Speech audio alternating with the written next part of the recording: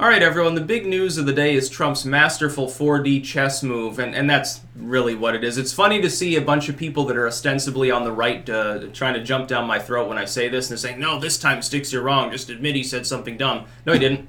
No, he didn't. I'm looking at the circumstances. I see 4D chess written all over this shit. What happened is that Trump came out the other day on Twitter during a tweet storm where he was attacking and he was applauding his own approval numbers, talking about jobs, and then he attacked the far leftists. He started talking about like the AOC, Rashida Tlaib, Elon Omar crowd, and he insinuated that they should that if they hated the United States, which I think they do quite clearly, that's not even hyperbolic at this point, that they should go back to their nations of origin and fix things. Now, the insinuation, of course, is that they're not originally from America.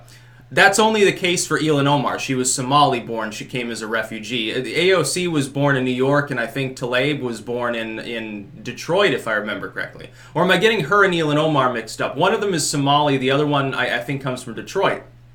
Anyway, it doesn't matter. Trump did this on purpose. It's just like when he spells something the wrong way. It's always on a tweet that if you analyze it, it's actually really, really strategic and important.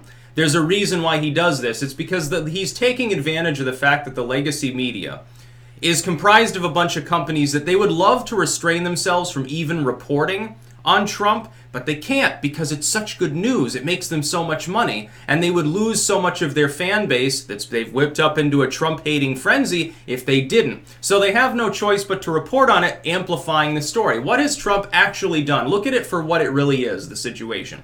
What has Trump accomplished by this? Always ask yourself that when you think Trump has made a mistake, because it's usually strategic. There are a few exceptions, but by and large it's strategic. He's got the whole nation looking at AOC. What happened 48 hours before that? And this is exactly why he chose that particular moment to do this. AOC and her chief of staff were sparring with the House Dems and Pelosi. Pelosi does not like AOC because she wants to be Queen Bee, and AOC is an attention seeker. Trump now has the attention back on AOC. In matchup polls between Trump and a generic socialist, and this has been done, he destroys them. He will destroy the candidate against him if it is a leftist. He is trying to whip the far leftists into a self-righteous frenzy, and he's trying to force Pelosi and the other House Dems that are by and large corporate neo-libs.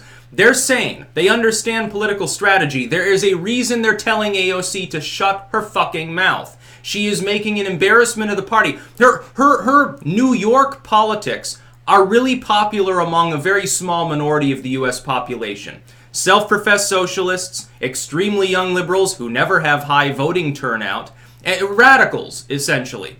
Even among centrist Democrats, they're unpopular. AOC isn't even well-liked in her own district. She's going to get kicked back out probably in the next election. Any Democrat trying to run against her will probably unseat her by primarying her. And so she, AOC that is, she wants more than that. She wants more power. She's an ego-tripping maniac. And so she's going to take that attention. She's going to attack the Democrats. She's attacking Trump. There was Tim Pool. His hot take was that what Trump said was disgusting. But then he retweeted something that was said by some liberal figure. I can't remember the name. And it literally illustrated exactly the schism that's being caused. Some people are saying, well, Trump's comments will unite the Democratic Party. Good! Yes, that's what Trump wants. Trump wants the neoliberals to defend AOC. They were starting to attack her. In the absence of Trump saying weird shit, they're attacking each other. The neoliberals will win because they have the money and they have the numeric superiority. They suppress the far left. The Democrats look sane. They shove socialism to the side. No, we're not going to discuss the new Green Deal, says Pelosi. Oh, say the House Democrats, Chakrabarty needs to shut his mouth with regards to this newly minted neoliberal. The way forward for Trump is to force the neoliberals that usually make a lot of money and they're more, they're more regal, so they're more normal, they're more sane, supposedly, to get them, to force them to defend the far left and keep the far left as visible as possible.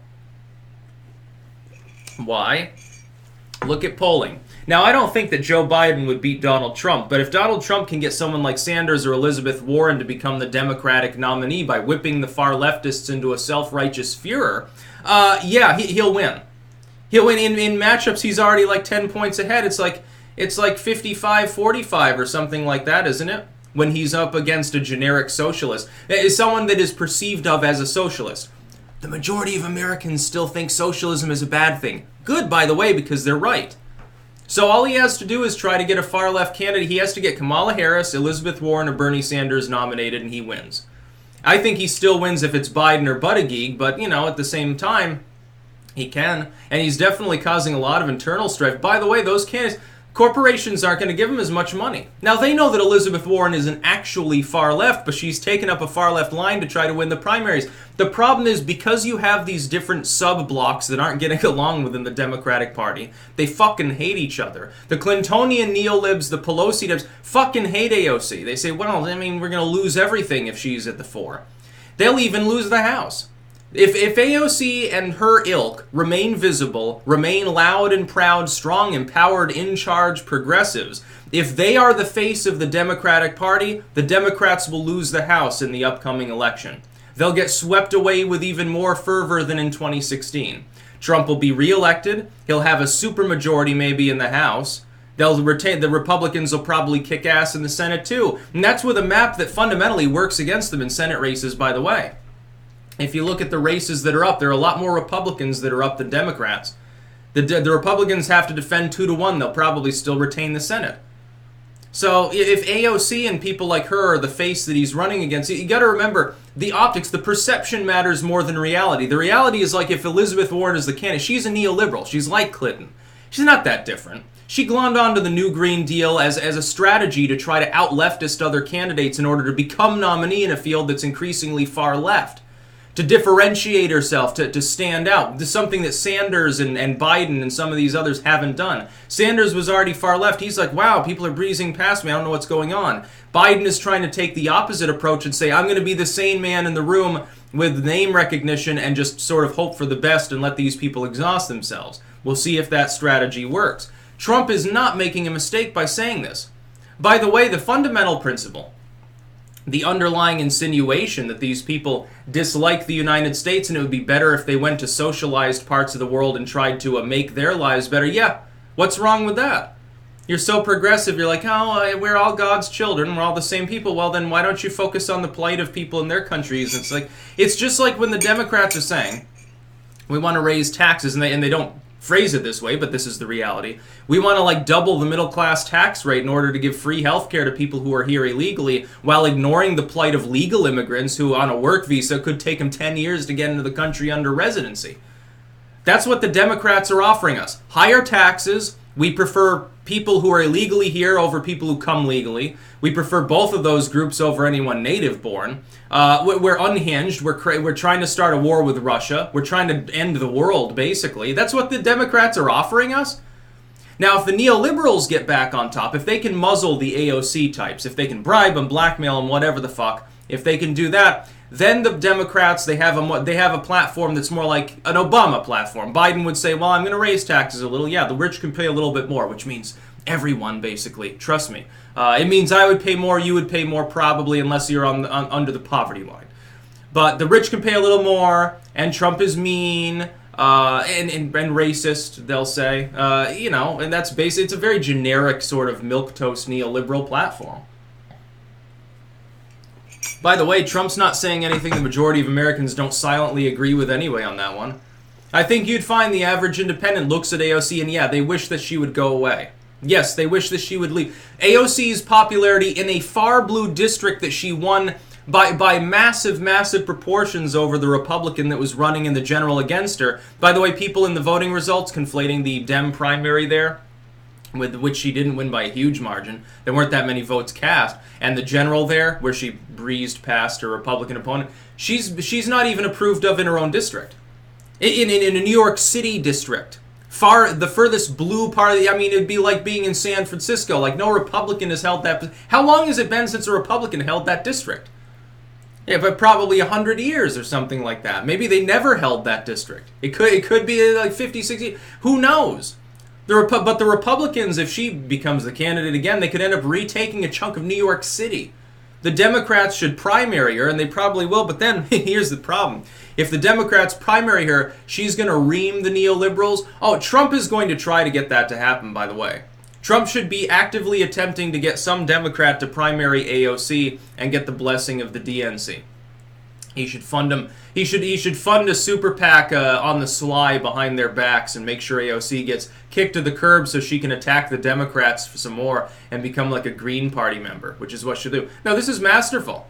Trump did exactly what he needed to do. People were slowly losing interest in AOC because Pelosi was sort of dumbing her down and saying, okay, enough is enough. Now Pelosi can't do that. Pelosi has to attack Orange Man. So the only way to do that right now is to defend AOC and say, oh, the president's racist, what a horrible person.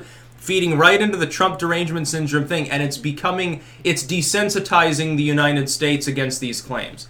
Trump is not a racist. He's a master strategist. He is a New York, Manhattan-dwelling business Democrat.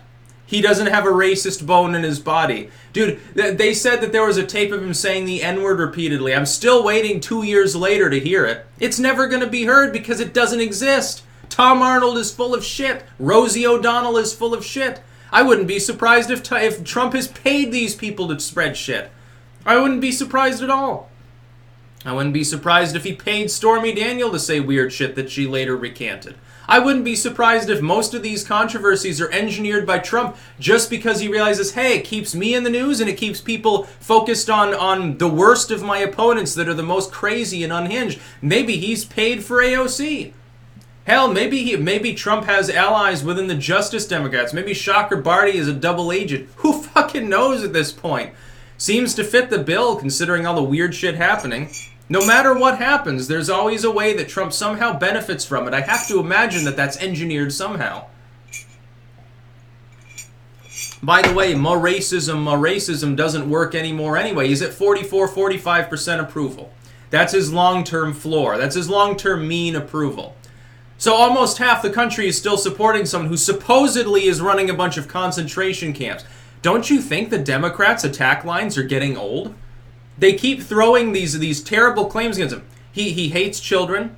He's got concentration camps. He is literally Hitler. Like he's the reincarnation of Adolf Hitler. He is a literal fascist. He's the most sexist, disgraceful, inept pig that's ever been in the White House. And yet he's got 45% approval. And it's not going down. The Democrats are terrified of this. Now it looks like the peace process is restarting in North Korea. Oh my goodness, would that be good? Looks like they might achieve a miniaturized version of a nuclear deal over in Korea at some point in the near future. It won't be denuclearization, it'll be a weapons freeze and inspections and stuff, but that would be huge news. Oh, that gives Trump a key to the White House. Major foreign policy success. Absolutely it would. Trump's going to be reelected, I think he's going to be reelected. When that happens, and it's still an if, I mean, it's not certain. It could be that, some candidate shines themselves up and manages to defeat him. Which, I mean, it's not the end of the world. Some people that are like pro-Trump, they think, oh, if the Democrats win, it's the end of the United States. No, it's not. No, it's not. Now, the sun still rises. The sun has to set, and then it rises, and no problem. It doesn't matter. It rains, and then it's sunny. Things change over time. The Democrats are going to change anyway. They're undergoing a miniaturized paradigm shift within their own party. They could become a party of JFK. Then I could consider voting for them if they went back to sanity. As long as they keep siding with AOC and people like that, they're not going to win anyway. And Pelosi knows this. The best part is, Pelosi, I guarantee, looked at Trump's tweet and she shook her head sadly and said, oh God, everyone's going to be talking about Cortez again now, and I'm going to have to defend the fucker. Ah, shit, Trump did it again. I guarantee that was her reaction. That's about all. Peace out.